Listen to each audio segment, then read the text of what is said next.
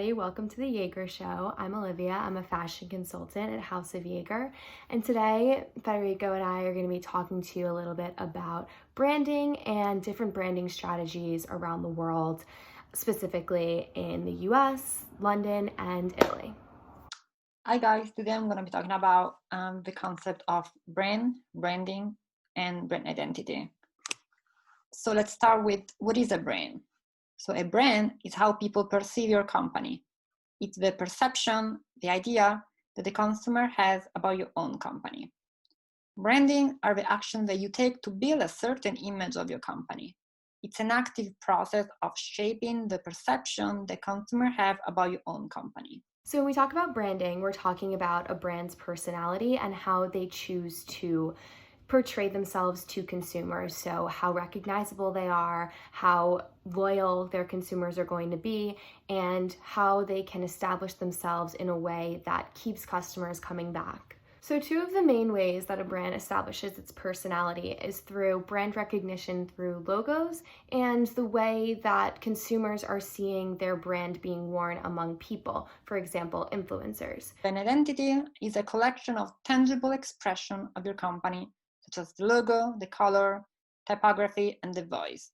So the most cohesive, distinct, and specific these elements are, the more likely they will create a very specific brand that is recognized and admired globally. So a great example of logo recognition would be Chanel. It is a logo that is scalable at any size. So Chanel's recognized when it's written out as the name, when it's as a small logo with the name underneath. So any shape or form that the Chanel logo is in, it's easily recognizable, which is then helping establish brand loyalty. One of the most famous examples of a very successful Italian fashion brand is Versace. So Gianni Versace, or simply referred to as Versace, is an Italian luxury fashion company, as you may probably all know. And the trade name was founded by Gianni Versace in 1978.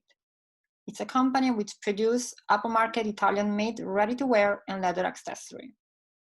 The Versace brand identity has grown over the year and has become very successful, mainly due to its brand identity and its brand history. So let's just take a look at the logo, the Medusa logo. Gianni Versace chose this logo because it came from the Greek mythological creature Medusa.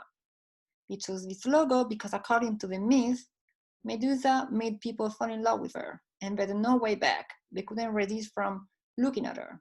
So he was hoping that the same thing would happen with his collection. The consumer would be so shockingly, pleasantly, and they would like his collection so much they would just fall in love with it, and they would become loyal customer. And he was right.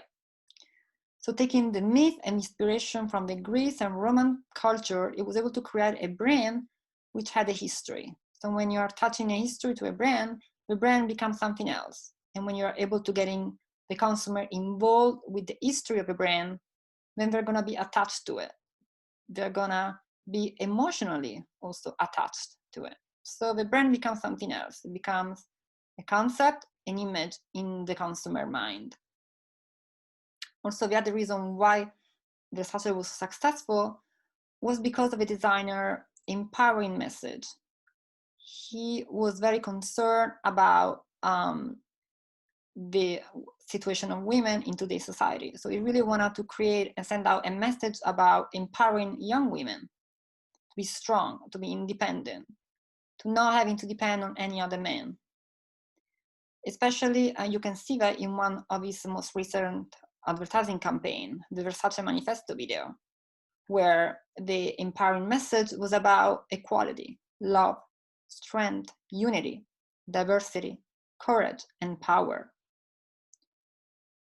In fact, among all the other Italian fashion designers, Gianni Versace was always recognized as being the rock and roll designer. The one always wanted to break down tradition, always wanted to create something unique, always interested in new texture, in new color, in making sure that the collection are very unique.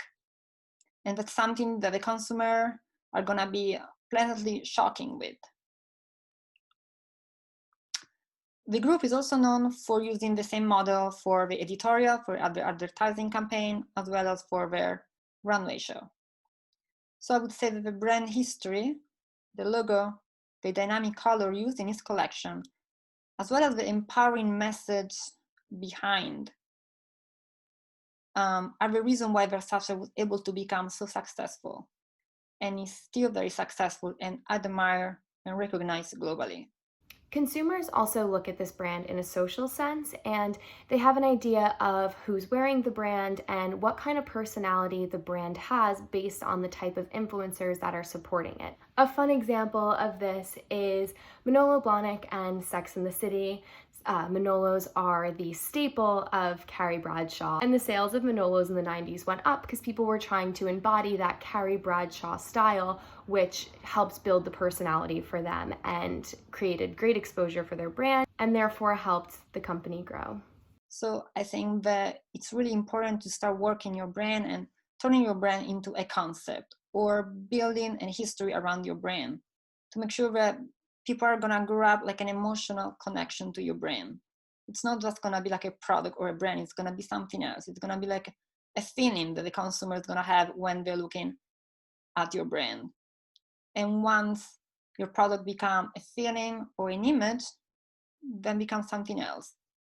And that's when you're gonna be able to become successful and be recognized globally around all the other luxury and fashion products. Now I want to talk a little bit about another brand that's super recognizable, particularly in London, and this is Alexander Mcqueen. It's recognizable in particularly his sneakers, especially now that they're rising in popularity and they're kind of hitting the streetwear scene. The little black tab on the back of the sneakers, as well as the platform, is extremely recognizable anywhere. Someone's walking down the street with that black tab in the back of their shoe and that small platform, and you're like, oh, they're wearing Alexander Mcqueen, and it's a luxury symbol, it's a status symbol, and people are wearing them because they're recognized by other people. So once a brand establishes their personality, their consumer base, and they have customers that are returning and customers that are maintaining their loyalty, they can go a couple of ways. One of the main ways that companies try to expand following their establishment is through high-low collaborations. For example, Alexander Mcqueen and Target a couple of years back collaborated to run a lower priced Alexander Mcqueen line at Target. And what this did was this allowed consumers who were interested in the brand but couldn't typically afford the brand to be able to purchase an Alexander Mcqueen item and portray that luxury status symbol on themselves. What happens here is that brands are establishing brand recognition through larger audiences. They're reaching more people, and if somebody says, hey, where'd you get that jacket? And they say, oh, it's Alexander Mcqueen. Typically, they'll leave out the part where they got it at a lower cost through Target. People then go and they Google Alexander Mcqueen, and now they're interested, now they know about the brand, and now the label is more widespread, and there's brand exposure among various different demographics rather than the ones who are typically purchasing Alexander Mcqueen and expressing that brand. Thank you so much for watching today. I hope you learned a little bit about branding and brand personality, and I hope you enjoyed the show. Bye! Premium fashion and luxury consulting firm House of Jaeger, diversifying its international reach in the cities of Paris, New York, and London, providing the much-needed advisory services and having a deep understanding in omni-channel business solutions.